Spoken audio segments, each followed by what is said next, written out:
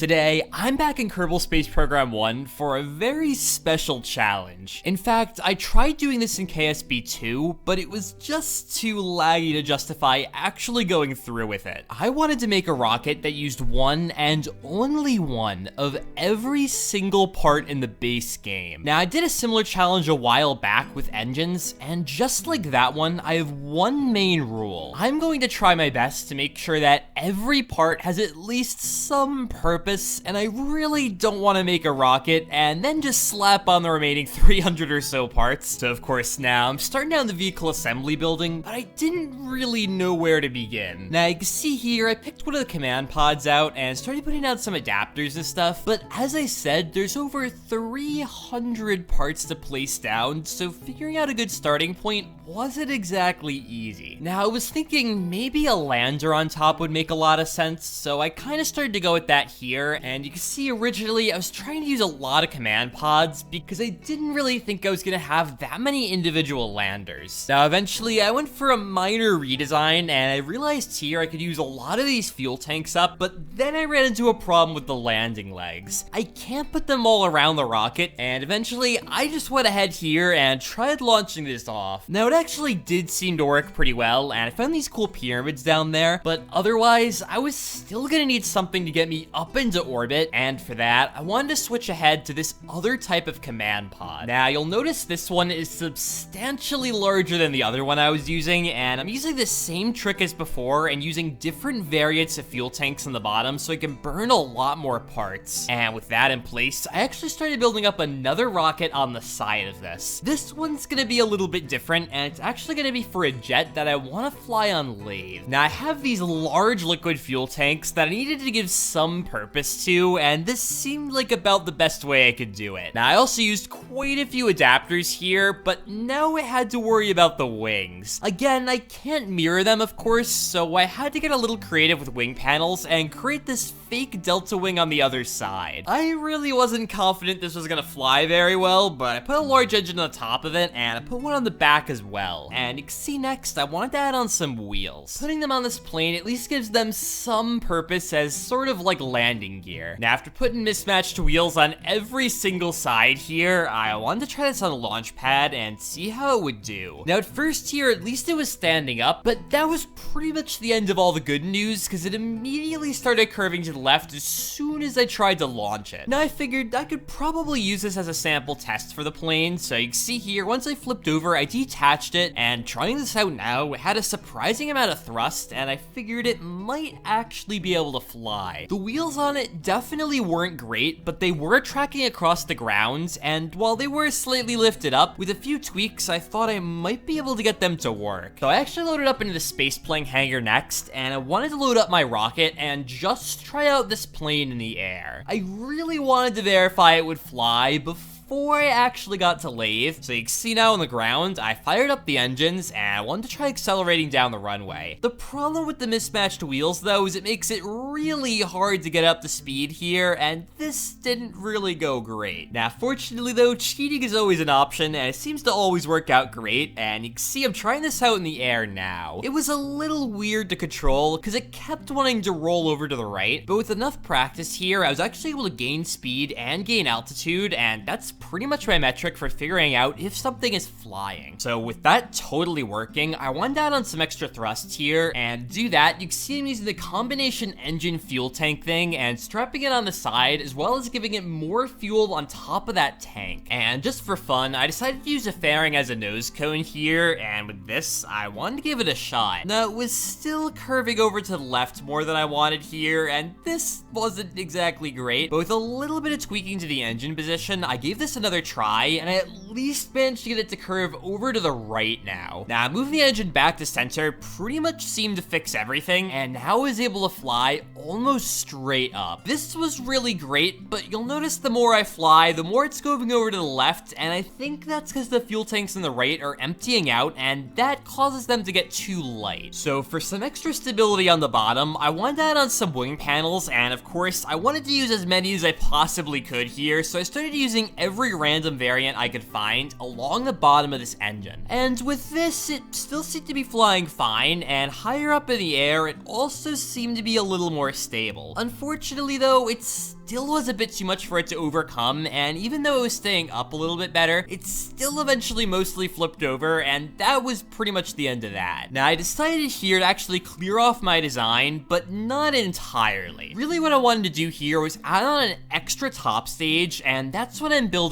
right now. On the bottom of this, I put down this Rhino engine, and you can see under that, I'm building up more assorted fuel tanks. Now, with the Mammoth engine powering that bottom stage, this is gonna give me a lot more Delta V, and you can see now I'm starting to build up some landers. Now, I put a decoupler on the side of the top stage here, and you can see now I put down the only monopropellant engine underneath it. The next thing I wanted to do here was work on my second lander. This one was gonna be my Xenon lander, and you can see to make it here, I'm pretty much just using all of the Xenon tanks I can. Now next, to replace that large plane I had, I wanted to build up a smaller one here, and to do that, you can see here, I'm using up a lot of the liquid fuel tiny parts. Now, testing out this rocket, it is extremely tall, and the bending on it was pretty bad. Now, I didn't have auto strut on at the moment, and you can see once I turn that down, the whole thing got a lot more rigid, so that's at least a little bit better. The main goal I had for this rocket was for the top stage, with all the landers attached to it, to get into orbit. If I could do that, I was pretty much golden, and you can see launching off that bottom stage now, things were looking pretty good. Now, I can see I had plenty of fuel at this point, and next here, I wanted to try to circularize a bit, and you can see in this test run, it seemed to go fine. I still had plenty of fuel, so I felt comfortable adding on some heavier landers here, and finally getting all of the parts added in. One thing I brushed over before was what I was gonna do with these large liquid fuel tanks. Now, these I had a plan for, and you can see I want to put them on the main lifting stage now, and I'm pushing them into the body of the rocket. This saves me a ton of space, and with that in place now, I wanted to add on another lander, and you can see to do that, I'm just continually stacking small fuel tanks into each other. And at this point, I just spent a very long time adding in all of the extra parts, and I just wanted to do a quick run through here of exactly what I have on this rocket. Now, starting off here near the top of the rocket, you can see what I have is a lot of science equipment. My plan was to try to make this sort of like a satellite, and that at least sort of makes it do something. Now, I added on another lander here, and you can see this one, I just have a small engine on it, and I'm basically just using up a crew capsule by making that. After that, I also added on this other lander here, which is another liquid fuel lander. The only difference with this one is it's very high thrust, because I have 4 engines on it and not an insane amount of weight. Now, on the Methalox lander, I added on a lot of mining equipment, and you can see with that, I should be able to land somewhere and actually regenerate some fuel. Now, on my little plane here, I added on some air brakes so I'd be able to stop in the air, as well as some RCS controls and a grabbing hook. After all that, I also added on one more engine to this top stage, and this just to give me a little bit more thrust so I can get up into orbit. Now, moving down here, I have this very large section of cargo bays that are clipped into each other. Whether or not they're actually useful, I don't know, but they're there. And down here, we just have a lot of extra engines that I didn't really know exactly what to do with, but actually legitimately are helping me get up into orbit, since I need as much thrust as I possibly can get on the bottom here. Now, if you're not convinced that I need these engines, this test will show otherwise, because I am struggling here. I can at least somewhat get up to speed, but there's just so much mass on this rocket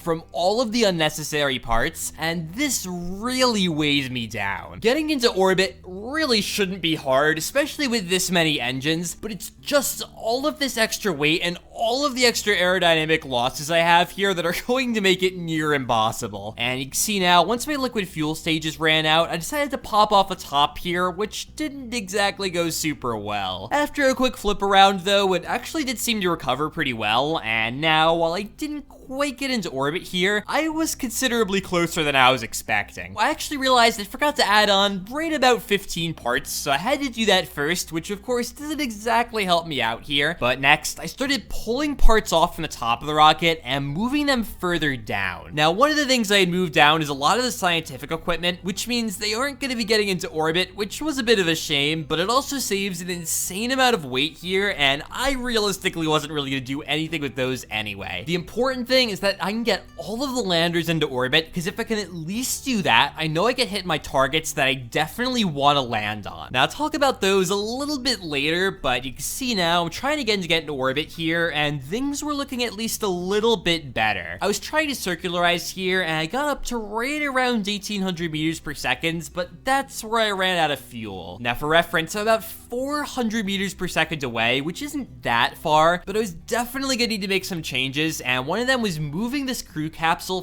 further down on the rocket. Now, again, it does kind of make it less useful, but at the very least, it saves me a lot of fuel, and I gained 50 meters per second of delta V. After that, the next big improvement I had was not completely draining tanks, but nearly draining them to make them store a lot less weight. With this, I was able to get my orbit to pop out on the other side, and I was getting really close here. So I went back into my rocket and drained out as much fuel as I realistically could without completely emptying as many tanks as possible. I figured as long as I left a little bit of fuel in the tank, it would at least still have some purpose, and with that, I wanted to try launching off again, and you'll also notice I'm going up a lot faster now. I'd also improved quite a few things in the bottom stage, and one of the big ones here is that I ran out of liquid fuel pretty much at exactly the same time I ran out of solid fuel. Now, the benefit to losing all of my thrust synchronously is that I don't have any downtime at all. I can immediately get into the next stage. Now, with this, you can see here, I was able to continue going on, and I managed to get my orbit up to around 80,000 meters, and that's where I decided to cut it. Now, unfortunately though, when I tried to round out my orbit, I only got to 23,000 meters here, and I knew I could probably do better if I didn't go to 80,000 meters before, and if I tried to just get over the atmosphere. So I gave this another try, and I tried to be a lot more efficient with my gravity turns here to slowly make my way around. Now, once I got around to 71 or so thousand meters, that seemed like a good stopping point, and definitely made sure I wasn't going to lose my orbit before I got out of the atmosphere. Now, once I got up there, you can see it kept burning prograde, and finally here, I just got over the edge. I had about 50 meters per second of delta V to spare, but now with everything in orbit, the next thing to do was start moving around some Kerbals. Right now, everyone was in this big command pod, and I wanted to move them out to all of the individual landers. So to start out, I decided to put someone in this little lander on the side, and after that, you can see here, I moved into this very strange looking rocket. Now, with that done, you can see I pretty much just kept doing this over and over, and the next place I decided to put it in was the little plane. After that, I moved someone into the monopropellant lander, and you can see they're kind of clipping into the fly-by-wire thing, but it at least somewhat seems to be working. Now, before I launch anything off, there is a little more prep work to be done, and you can see the next thing I'm doing here is launching off the plane. The plane has some RCS thrusters on it though, and you can see here I was pretty easily able to spin myself around and start to glide over to the main rocket. Now, I knew the plane didn't have any way of getting me over to Laythe, but if I attached onto my Xenon rocket, I might actually be able to get there. So here you can see I tried very hard to guide my way over to it, and it took a few reloads here, but eventually I managed to just get myself in right here, and you can see I latched onto it, and with that, those should be connected. So I extended out the solar panel just to prepare myself to launch that off, but the first thing I wanted to try getting to its destination was actually a monopropellant lander. Now, if you're wondering where I'm going to be sending this, I'm planning on putting it on Ike, and the reason for that is I needed a body that was light enough that I could actually land on, but I also wanted to get something reasonably far away, so that made the 2 moons around Kerbin out of the question. Now, starting out here, you can see I planned over a maneuver, and what I want to try doing is getting an encounter with the Mun. The plan with that is to launch me out of Kerbin's system, and it should get me around the sun. This is a very expensive burn, and all of my rockets, unfortunately, are going to have to deal with it. It just takes a lot of fuel to push myself away from Kerbin, but eventually here I managed to get it, and you can see I extended out my orbit quite a bit. Things seem to be going pretty well at this point, honestly, and I couldn't really see any major problems. So I warped over to the moon now, and you can see after not too long, I entered its sphere of influence here, and I was going for a pretty close flyby. Now, I guess I didn't realize just how close I had gotten here, and I thought I was going to be much higher up. It at the very least did did lead to some very nice shots here, and you can see once I was done scraping by the surface now, I was getting ejected away pretty much exactly in the direction I wanted to be. So I waited a few days here to get out of Kerbal system before I started planning my encounter with Duna so I could meet up with Ike. Now you can see for this, I just extended out a little bit here to make that work, moved over towards the maneuver, and started to burn. Now again, this was all going extremely well, and I couldn't see any major problems. Normally I have some weird rocket I got a plan for, but in this case it was actually just pretty easy, and next here, I was going for a slight mid-flight correction to get myself much closer around Duna. Once I hit the maneuver button, my rocket didn't really seem to move. And that's when I had realized that I have no way to actually generate electricity on this, and the only way I'd been moving around before was based on the stored energy I had in the massive battery pack. Now I guess it was enough that I could get all the way around the moon no problem, but waiting 100 days totally drained it, and that isn't really gonna work. So I reloaded a little bit back here and had to redo a few of the parts of this flight, and you can see now I'm finally back, trying that maneuver once again. Now with this, I was able to continue on here, and you can see me entering into Duna's sphere of influence. Now, I was planning on doing some aero braking here, since I'm not entering so fast that it should burn me up, but this should also save me a lot of fuel, and I was getting a little worried since I didn't really have that much left. Now, so once I entered the atmosphere, you can see me starting to burn a little bit retrograde, just to kill a little bit more of my speed. This, though, quite comfortably managed to get me around Duna here, and you can see now I'm in to degrade my orbit down quite a bit. And with just a little bit more help, I was able to pull that down towards Ike, and once I was in this spot, I pretty much had to wait for an encounter, which didn't really take too long. So you can see Ike coming into view now, and you can see me now getting very close to the surface. This is all going very well, and fortunately here, I actually had a flawless landing. I was expecting some problems, but I was pretty easily able to cancel my speed, and I had just enough thrust to keep myself from slamming into the surface. And touching down here, my wheels were doing a pretty good job of keeping me up, and while I did need a lot of stability control to keep me from falling on my side, that was my first successful landing, and now I just had 2 more left. Now this second one was arguably going to be one of the more annoying ones. This is the very strangely shaped rocket now, and fortunately the ion engine produces so little thrust, it wasn't able to flip over this rocket at all, and I could slowly start to build up some speed. This took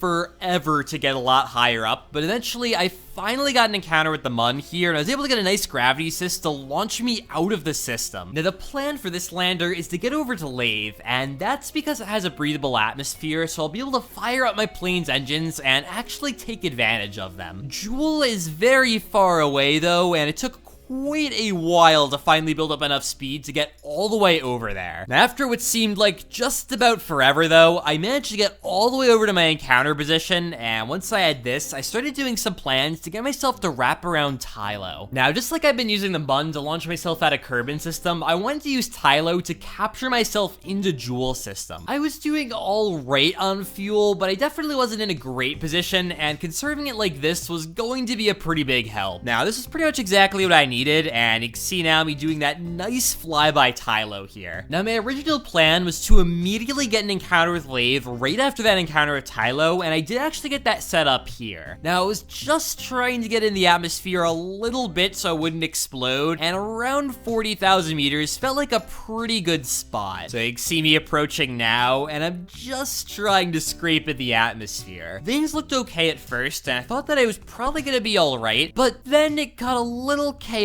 and everything started to rip apart. The plane separated and then proceeded to burn off every single individual piece until there was nothing left. That really wasn't great, so I tried again, and I tried just using a plane with the aero brake, but it was just way too fast here, and this really wasn't gonna work. So instead, I planned to maneuver around Laythe so I wouldn't go in the atmosphere, but I instead get a nice gravity assist to get myself into a much better orbit. Now, once I had this, I was able to get an approach here that looked a lot better. You'll notice the curve I have around the moon, and that is considerably better. Now I'm going about half the speed, and while there are still a lot of atmosphere atmospheric effects, I could tell they were nowhere near as drastic. Now, it was as I was falling, the rocket started to fall apart here, which actually was kind of okay, and you can see I'm trying to spin to keep things from exploding on me. It was definitely very difficult to keep this rocket together, but with enough spinning, I was able to deflect enough heat that it mostly ended up okay. Now, all of my wheels burned off, which was going to make landing a little bit more troublesome, but eventually you can see those aero lines start to fade away, and now I just wanted to focus on firing up the engines and gaining some speed. This was an untested plane after all, so it flying, I guess, wasn't even a guarantee at this point. Around 20,000 meters though, you can see the engine start to fire up here, and once I saw this, I was hoping I'd be able to get myself up and at least flying level. To increase efficiency though, I needed to fall much further down, and now what I wanted to do is just fly around a bit and see if I could get a nice landing. My first attempt, I didn't